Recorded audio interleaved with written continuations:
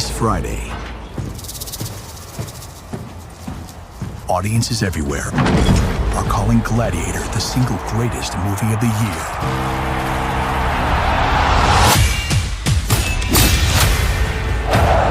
I put you in the ring, you fight or you die. Strength and honor. Strength and honor.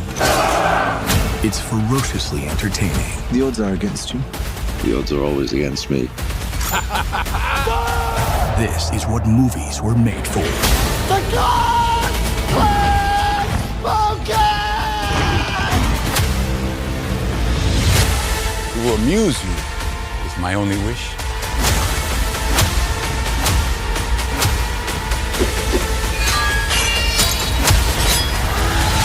I'm just here for the games. Gladiator. Only in theaters Friday. Roma Victor! Oh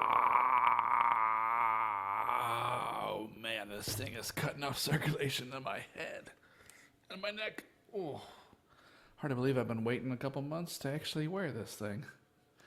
Anyway, guys, how's everybody doing? I just wanted to give you my real reaction here to Gladiator II. It's definitely one of my most look forward to movies of the year. Right off the bat, I want to say it's probably the best movie Ridley Scott has made since The Martian. So there's that. The world building is amazing.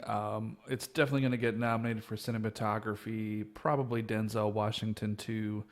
That being said, I don't think anybody has any illusions that Paul Mescal is Russell Crowe. I don't mean just as like a character. I just mean like Russell Crowe as a movie star. He was well known before Gladiator for like LA Confidential, The Insider. He had been in a bunch of movies that people knew who he was, and he has incredible range. He's an Oscar-winning actor, you know. Paul Mescal, he's good. I wouldn't say he's great. I think this movie really benefits from having amazing people around him. Like I said, Denzel Washington, Pedro Pascal is great. Connie Nielsen, Joseph Quinn, who plays Emperor Gaeta, he's great in it as well. That being said, I do have some issues with the movie, and I kind of knew as soon as I saw the trailer, I went, okay, so this is what they're going to do with this movie. The first 2/3 is pretty great. It does suffer from the typical third act syndrome. The movie is just really chugging along. You're really invested.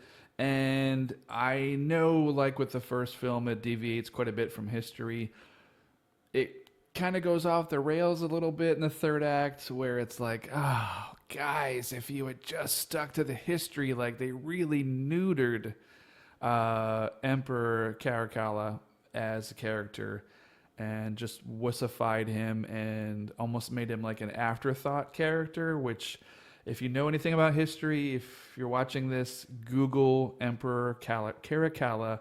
He was a tyrant. He was evil, horrible, definitely on that Caligula, Nero level, Commodus too. Probably even worse than a lot of those guys. Like, if you really know what he did to his brother and what an evil tyrant he was, the real history is so much worse. Like, as brutal and gory and bloody as this movie was, it could have been so much more intense just with that one character if they would have just stuck with the history. So I'll just say I really enjoyed it. I may go see it again just for the spectacle, and the entertainment value is just awesome, and all the supporting characters were great. I would... First reaction, I feel like I would give it an 8 out of 10. If I'm saying that the original Gladiator was like a 10 out of 10, definitely feel like the original had a better story and more heart, more satisfying ending. This one was more entertaining, I guess I would say, more spectacle. But Yeah. Oh, I enjoyed it. I can recommend it, but I would just say, man, if they would have, just stuck with the actual history of what happened with the Emperor Caracalla. Oh man, this movie might have had I dare say it could have been an even better movie than the first because of how horrible Caracalla was and what an obstacle he was. But it just didn't stick the landing for me. But like I said, entertainment wise, I really enjoyed it. So that is your make your own fun real reaction for Gladiator 2. All right. Have a great weekend, everybody. Bye.